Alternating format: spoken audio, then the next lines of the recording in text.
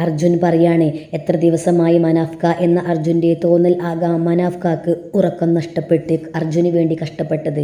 കർണാടക പോലീസിൻ്റെ കയ്യിൽ നിന്നും മർദ്ദനം ഏൽക്കേണ്ടി വന്നു.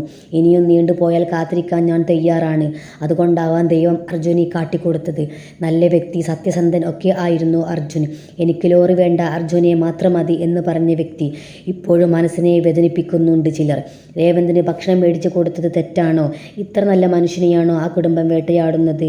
എന്നിട്ടും ആ കുടുംബത്തെ ആരും വേട്ടയാടല്ലേ, ആരും സൈബർ ആക്രമണം നടത്തരുതേ. ഞാൻ അവരെ വിഷമിപ്പിച്ചിട്ടുണ്ടെങ്കിൽ ആ കുടുംബത്തോട് മാപ്പ് പറയാൻ തയ്യാറാണ് എന്ന് പറയുന്ന മനസ്സിൻ്റെ ഉടമയാണ് മനാഫ്ക. കർണാടക ഗവൺമെൻറ് ട്രഡ്ജർ കൊണ്ടുവരാൻ 1 കോടി രൂപയ്ക്ക് തയ്യാറല്ല എന്ന് പറഞ്ഞപ്പോൾ എൻ്റെ വീട് വിറ്റിട്ടായാലും ഞാൻ കൊടുക്കാം എന്ന് പറഞ്ഞ മനാഫ്ക 1 കോടിയേക്കാൾ വലുത് ആ വണ്ടിയിലുള്ളത്. അതാണ് മനുഷ്യത്വം. ഈശ്വർ മാൽപേ കാരണമാണ് ടേണിംഗ് പോയിന്റ് കിട്ടിയത്.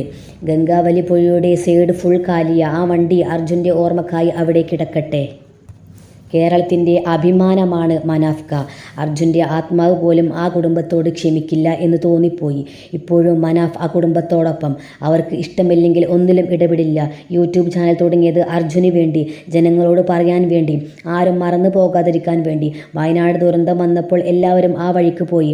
അപ്പോഴേക്ക് ഈ ചാനൽ ജനങ്ങളിലേക്ക് എത്തിച്ചു. താൻ ആരോടും ഒരു പിരിവ് നടത്തിയിട്ടില്ല. അങ്ങനെ ഉണ്ടെന്ന് തെളിഞ്ഞാൽ എന്നെ കല്ലെറിഞ്ഞു കൊന്നോളൂ. പണം കിട്ടിയാൽ അർജുൻ്റെ മകൻ്റെ പേരിലിടാനാണ് ആഗ്രഹിച്ചു പോയത്.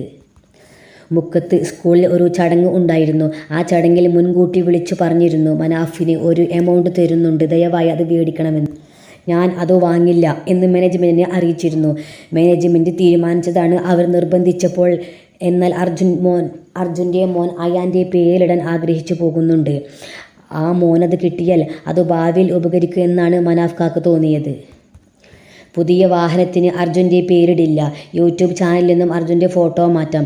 എന്തെങ്കിലും വിധത്തിൽ അർജുൻ്റെ കുടുംബത്തിന് വേദനിപ്പിച്ചെങ്കിൽ മാപ്പ് ചോദിക്കുന്നു. മനാഫ്ഖാൻ്റെ വലിയ ഒരാഗ്രഹമാണ് കോഴിക്കോട് ഫ്രീ ആയി ഒരു ഉച്ചഭക്ഷണം കൊടുക്കുന്ന ക്യാൻറ്റീൻ.